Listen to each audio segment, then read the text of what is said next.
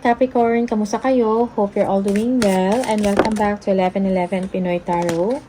In today's reading, tingnan natin ang inyong romantic love relationship or situationship. Ano yung energy ng person mo towards you and towards the connection? Energy ng person mo towards you and towards the connection. Capricorn, please.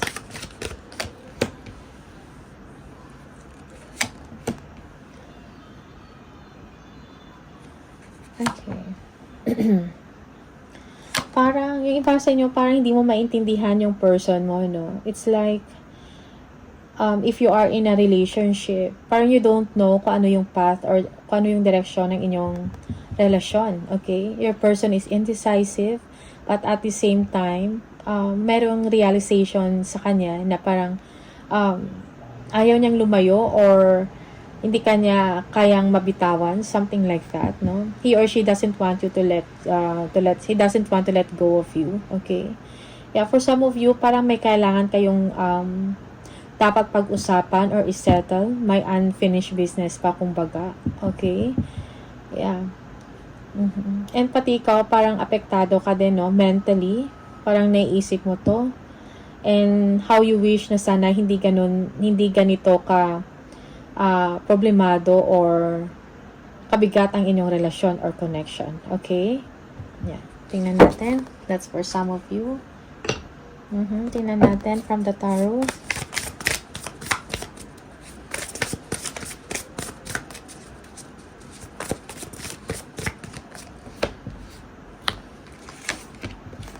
Okay.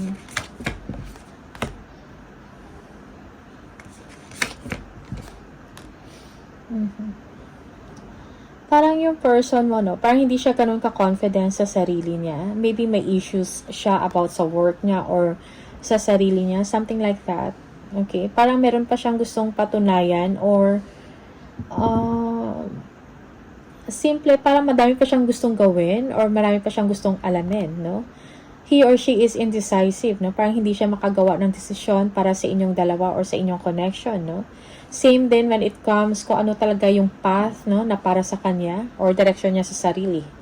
Okay? Parang hindi kayo, yeah, for some of you, parang hindi kayo masyado nakikita, no?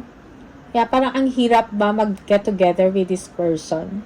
Maybe for some of you, this person has a family already or madami siyang obligations or when it comes to finances, may issues siya or challenges. Parang may sinusuportahan siyang family. Maybe sa side niya, he or she is a breadwinner, no? Yeah. Okay. Yeah, parang may issues talaga dito. And for you, you just want his time and attention. Parang gusto mong mag-usap kayo. Okay? Maybe you're thinking already about the future, no? Or mag-settle down kayo or magkaroon ng family. Magkaroon kayo ng sarili ninyong pamilya. Okay?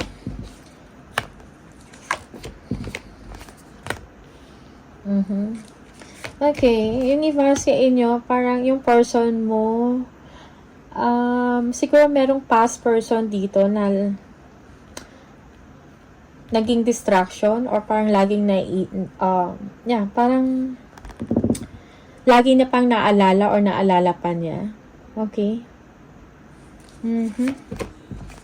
Yeah, merong third party concern dito, no? Parang yun yung challenging din sa inyong sitwasyon or sa inyong connection. Okay. Minsan iniisip mo, no, kung ano talaga yung plano niya sa inyo. Pero yung person nyo is bothered, no? Parang mayroon pa siyang mga tinitingnan, eh. Parang apektado pa rin siya siguro sa past niya. Okay? Alright. Parang malabo or hindi kayo nagko-communicate ng maayos. You're not working together towards sa goal ninyo as a couple or as boyfriend-girlfriend or kung ano man yung relasyon or situation ninyong dalawa, Capricorn. Yeah, yung iba sa inyo balakid yung trabaho at yung finances. Okay, your person is saving up. Parang gusto niya rin ma-improve, no, ang kanyang sarili when it comes to finances or sa trabaho. Alright? Also, this person, no, parang wait, tingnan natin. Yeah. he or she is not moving forward. Parang ito sana yung gusto mong mangyari sa kanya. Okay? Like, mag-take siya ng initiative to invite you para lumabas, no? Or para makipag-usap. Yung iba sa inyo, you're just waiting for this, no? Parang nasi-stress ka na. Okay? Siguro nag-aantay ka lang din sa kanya na gumawa ng first move. Or gumawa ng initiative to take you out. Or to have fun together, no? Yeah, but it seems that your person, parang kinukonserve niya din yung sarili niya, yung energy niya. Okay?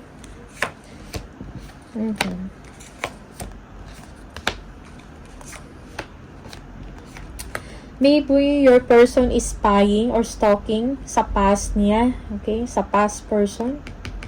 Okay? Maybe baka meron siyang true love or great love in the past na parang until now hindi niya makalimutan. Okay?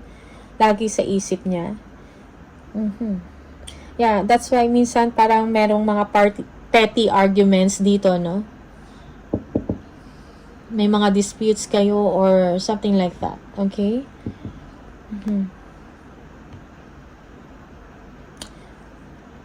Yeah, yung iba sa inyo meron na talagang separation dito. Okay? In the relationship. Kasi parang paulit-ulit na lang and ikaw parang nahihirapan ka na sa sitwasyon. Okay? You're giving up for some of you. You might be dealing with an air sign, Libra, Gemini, or Aquarius. Okay? Also, water sign. Scorpio, Cancer, and Pisces. Alright? Gusto mo siyang intindihin, pero it seems that your person mo is mahirap talaga. Okay? Mahirap siyang unawain, no? Kasi parang may sarili din siyang desisyon or parang may sarili siyang issues na siya mismo parang hindi niya din to ma-solve. Okay?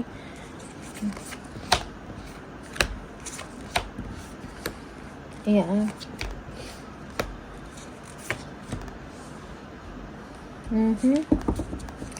Yeah, merong stagnant, no? Parang stagnant, may pause sa connection. Okay, siguro meron siyang inaantay dito. Parang hindi siya sure for some of you. When it comes to a relationship, no? Parang hindi pa siya ganun ka-mature when it comes to relationship.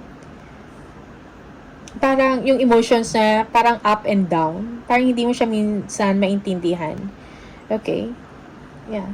For some of you, yes, parang gusto mo sana puntahan ka ng tao na to, no? Para makipag-connect sa'yo, makipag-usap, no? Or pag-usapan kung ano lang, no? About sa inyong dalawa or kung anong nangyayari sa kanya. Parang merong give and take, something like that. But it seems that your person is not doing anything. Walang action, no? And at the same time, meron siya mga doubts, no? May mga hidden information, may mga hidden truth sa kanya. Okay? Yeah.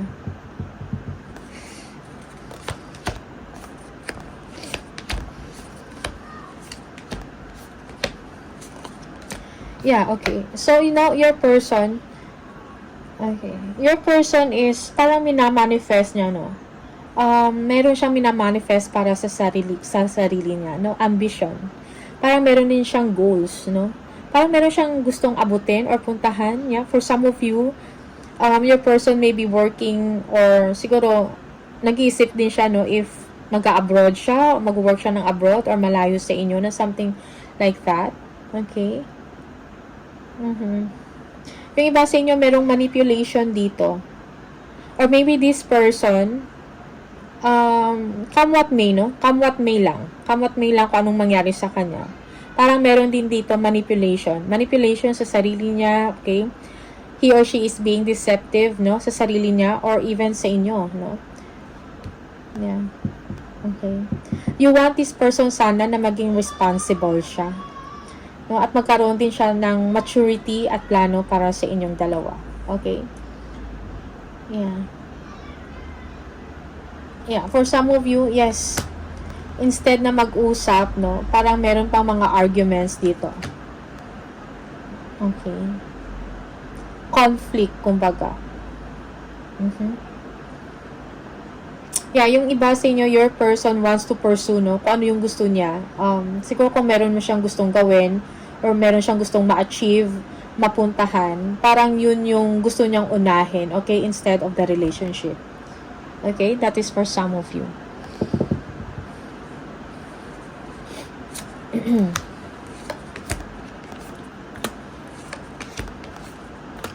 Okay. Your person wants peace.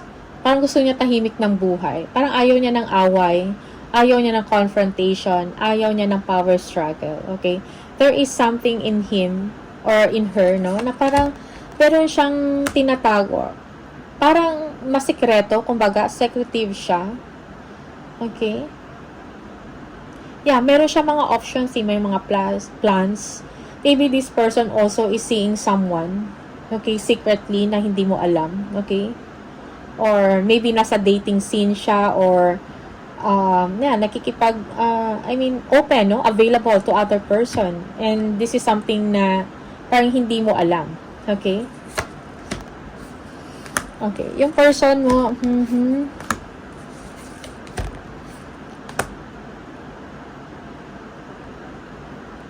parang lagi siyang may iniisip, no? Parang ang laging may gumugulo sa isip niya. Wala siyang peace of mind or contentment. Okay? Yeah. For some of you, this person also is falling out or na-fall out na siya sa relationship or sa inyo. Fall out of love or something like that. Or, kumbaga, parang walang spice yung relationship. Okay? Okay. Yeah, for some of you, parang may issues dito about pregnancy. And siguro pinagdidesisyonan to ng person mo. Okay? Or this is you, Capricorn. You wanted to get pregnant. But then, siguro kailangan mo pag-isipan lang mabuti if this is the right person for you. Okay? Yeah, because it seems that your person is moving away. Yeah, parang may kailangan pa siyang ayusin sa sarili niya. Okay? And also for you, siguro kailangan mo maging wise, no, sa mga choices and decision mo, Capricorn, sa buhay. Okay? Dahil ikaw lang din ang maapektuhan nito in the future. Yeah. For some of you, this is a toxic person, a toxic relationship, or a toxic connection, no? Parang wala ka ring peace of mind, parang apektado ka din kung anong nangyayari sa person mo. You don't know what to do. Okay?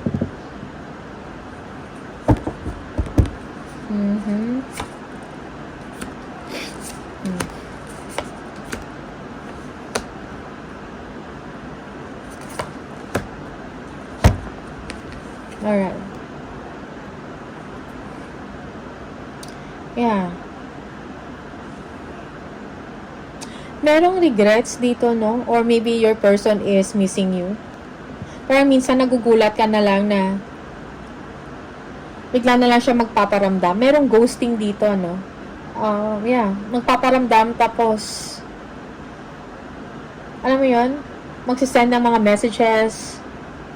Okay, na parang magpaparamdam na gusto kanya makasama, gusto kanya puntahan or makausap. Okay? But this person feels, parang nafe-feel na din ng person na to na parang lumalayo ka na rin sa kanya. Maybe this is you are falling out of love. Na-fall out of love ka na sa person na to and this person feels na parang lumalayo ka na. Okay? Kung hindi man physically but emotionally. Parang merong spiritual enlightenment dito, na parang merong kang realization, you are growing, no, na parang unti-unti nare-realize mo na parang hindi mo deserve yung ganito, no? You deserve something better or someone na mas okay kaysa dito. Something like that, okay? Siguro nafe-feel to ng person na to, kaya siya naman ang lumalapit sa'yo ngayon or parang he or she doesn't want you to go. Yeah, kailangan ng maturity dito sa person mo. Okay? Kailangan niya ibalik yung vitality. Kung talagang gusto ka niya, no, kailangan niya mag-level up. Okay? Para mag-ano siya sa mga kakulangan niya or, alam mo yun? Yeah. It seems that this person, merong realization dito sa kanya. Okay? May special feelings siya sa inyo, pero hindi siya ganun ka-expressive. Okay? Maybe this person is also taking actions, no, towards you, paunti-unti. Alright? Parang gusto niya uli magkaroon ng new beginning with you, a fresh start, something like that. Okay? Pero the problem is, parang nawalan ka na ng gana, no? And you are moving away from this relationship or commitment, no? Something like that. Parang hindi ka na interesado to have a long-term relationship with this person, no?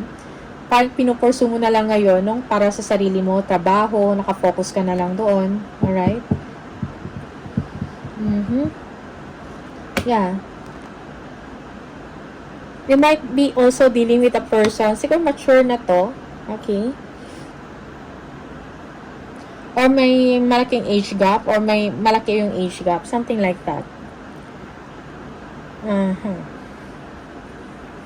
Also, you might be dealing with a Sagittarius, a Pisces, no, Scorpio, Capricorn also, and Leo, no, for some of you. Libra.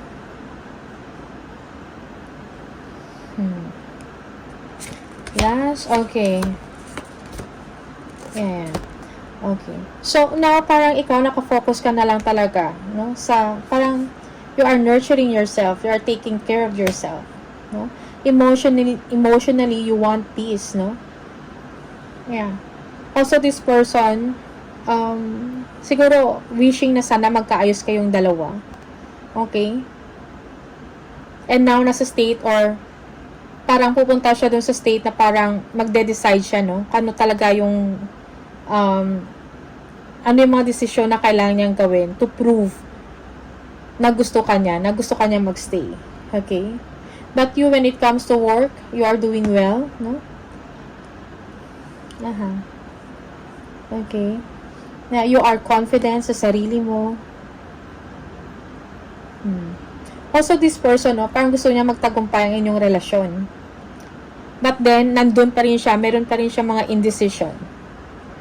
Okay, parang he or she is weighing options or decision, no? Or weighing or juggling two situations, something like that. He or she needs to make a choice. Ano? Decision, no? Para sa inyong dalawa, no? If you are, kung may relasyon talaga kayo at ganun, parang kailangan niya mag-isip, no, ng mabuti, hindi lang para sa sarili niya, kundi kasama ka dapat. Okay? Because you are part of the relationship. Dalawa kayo. Okay? Tingnan natin.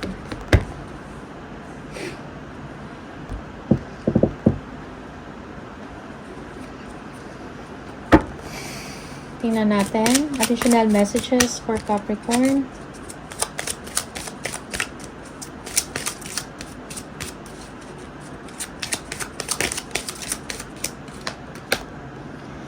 So, I regret lying to you, no? Parang yun yung gusto nyo sabihin. Siguro madami din talaga tong mga sa mga excuses, no? And pinagsisisihan niya yun. Okay, gusto ka niya. Yung iba sa inyo, we both know I am not the one for you. Okay. Parang alam niyo sa isa't isa na siguro hindi lang talaga kayo para sa isa't isa, or you are not the right person for him or her, or he or she is not the right person for you. Pero sometimes, yung minsan parang hindi natin to nakikita, no? Parang pinipilit pa natin, no? Or baka pwede pa, something like that. Okay? Well, gusto ka ng tao na to. Yeah, sometimes you're staying in a relationship kasi you are hoping and waiting na baka magbago yung tao na to, no? At mabigyan kanya ng attention, magpo-focus na siya sa inyo, something like that. But reality bites, no? The timing just wasn't right for us, yeah. Okay. Parang siguro, for some of you, maybe he or she is the right person, but hindi lang talaga ito yung tamang panahon para sa inyong dalawa. Okay? Maybe in the future, something like that. Okay? One more.